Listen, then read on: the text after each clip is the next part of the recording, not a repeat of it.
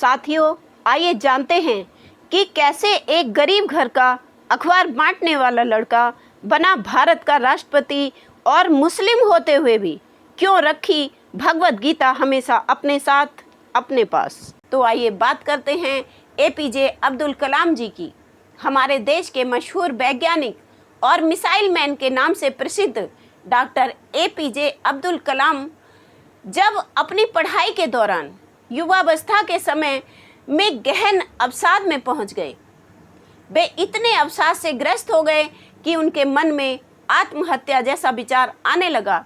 तो ऋषिकेश के संत महर्षि शिवानंद जी ने न केवल उन्हें उस गहरे अवसाद से बाहर निकाला, बल्कि उन्हें ऐसा ज्ञान भी प्रदान किया जिसको पाकर वे एक ख्याति प्राप्त वैज्ञानिक बने और फिर बाद में एक सफल राष्ट्रपति भी बने। डॉक्टर एपीजे अब्दुल कलाम जी की अपनी आत्मकथा नाम की एक पुस्तक है जिसका नाम अग्नि की उड़ान है। मुस्लिम होते हुए भी उनके पिताजी की दोस्ती श्री रामेश्वरम मंदिर के पुजारियों से थी और इसी मित्रता का परिणाम ये निकला कि एपीजे अब्दुल कलाम का बचपन रामेश्वरम मंदिर के पुजारियों के घर पर उनके आसपास उन्हीं के बचनों में सदा खाते पीते खेलते बीता और इसी वजह से सनातन धर्म की एक ऐसी छाप पड़ी कि उनके मन में कट्टरता का स्थान सर्वधर्म समान की भावना ने ले लिया।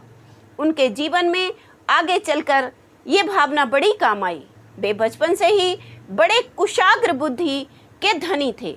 एक बार एक शिक्षक जो एपीजे अब्दुल कलाम से बड़े प्रसन्न रहते थे, उन्होंने इस बच्चे को घर पर भोजन के लिए आमंत्रित कर दिया।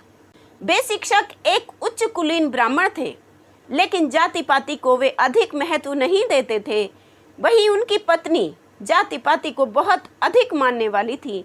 इसलिए साफ शब्दों में उन्होंने अपने पति से ये कह दिया कि ये बच्चा मेरी रसोई में बैठकर खाना नहीं खा सकता, क्योंकि ये हमारे धर्म का नहीं है। तब पंडित जी ने स्वयं भी बाहर बैठकर इस बच्चे के साथ ही भोजन किया। लेकिन कुछ दिन के बाद पंडित जी की पत्नी का हृदय बदल गया।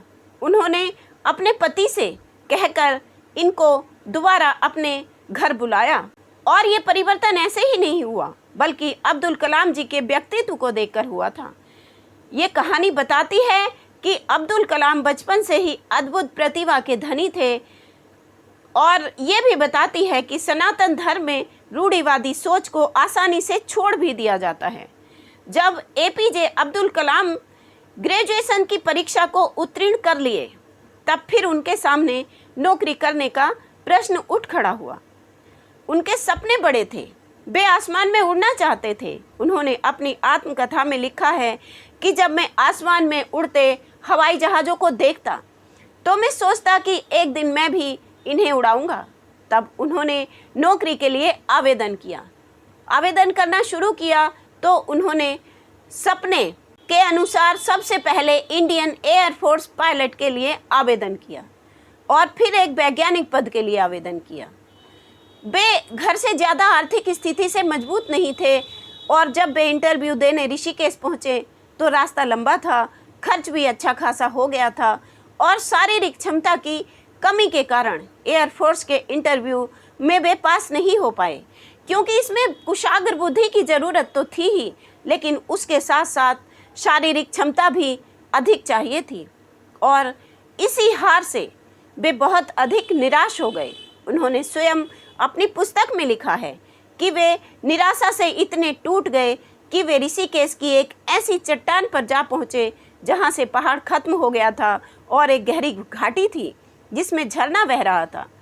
वैसे उन्होंने अपनी पुस्तक में ये नहीं लिखा है कि उस समय उनके मन में आत्महत्या जैसा कोई ख्याल था, लेकिन यदि आप इस वर्णन को पढ़ेंगे तो आपको लगेगा कि शायद कहीं ना कहीं उनके मन में ये ख्याल ज़रूर रहा होगा, क्योंकि वे बताते हैं कि मेरे पास वापस घर जाने तक के पैसे नहीं थे। अभी वे यहाँ खड़े कुछ सोच ही रहे थे कि महर्षि शिवानंद जी ने उन्हें अपने पास बुलाया और उन्हें अपने साथ अपने आश्रम पर ले गए। अब्दुल कलाम ने ये तो सुन रखा था कि ऋषि मुनियों महर्षियों के पास हर समस्या का समाधान होता है, इसलिए वे चुपचाप संत जी के पीछे पीछे चल पड़े। आश्रम पहुंचकर ऋषि ने अब्दुल कलाम को अपने पास बिठाया और सारी बात पूछी। तब अब्दुल कलाम जी ने उन्हें सारी बात बताई और कहा, हे गुरुदेव, मैं इतनी मेहनत के बाद भी कामयाब क्यों नहीं हो पाया। तब महर्षि सदानंद ने मुस्कुराकर कहा कि यदि इस काम में तुम्हारा चुनाव नहीं हुआ है तो हो सकता है कि ईश्वर ने तुम्हें किसी बड़े काम के लिए चुन रखा हो। इस बात को अब्दुल कलाम ने लिखा है कि मैं ये मानता हूँ कि साधु संत आत्मिक ऊर्जा से परिपूर्ण होते हैं। वे सामने वाले की मनोदशा को जान लेते हैं। मैं स्वामी सदानंद जी से मिला, वे निश्चल बाल हृदय स्वरूप हैं, क्योंकि मेरे मुस्लिम नाम से उनके हृदय में जरा सा भी द्वेष भाव ना आया। उन्होंने मुझसे कहा कि सुनो पुत्र, तुम्हारे मन में जिस चीज़ की परिकल्पना चल रही है वह अवश्य पूर्ण होगी। अभी नियति को मंजूर नहीं है कि तुम वायुसेना में नौकरी करो। नियति तुम्हें जो बनाना चाहती है उसके बारे में अभी कोई नहीं बता सकता। इसलिए स्वयं को ईश्वर की इच्छा पर छोड़ दो और फिर से प्रयास करो, मेहनत करो। तुम्हें क्या बनना है, कहाँ पहुँचना है, ये सब पहले से ही ईश्वर ने तुम्हारे लिए सोच रखा है। इसलिए इस असफलता को भूल जाओ। यह कहकर महर्षि चुप हो गए और मैं वापस दिल्ली लौट आया और फिर मैं वैज्ञानिक कार्यालय में 2500 रुपये के मूल वेतन पर वरिष्ठ वैज्ञानिक सहायक के पद पर कार्यरत हो गया। मैं वही नौकरी करने लगा। महर्षि की बातों से मेरे मन में अभी भी शांति थी।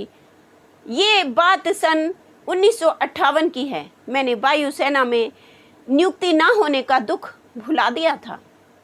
तो प्रिय भक्तों, आप ही सोचिए, यदि नियति अपनी ना चलाती, यदि अब्दुल कलाम वह परीक्षा पास करके पायलट बन जाते तो शायद जीवन भर वे एक पायलट ही रह जाते, या पदोन्नति हो जाती, रिटायर होते और बस उनके बारे में केवल कुछ ही लोग जो उनके अपने थे या जो सहकर्मी थे, उनके अलावा उन्हें कोई नहीं जान पाता।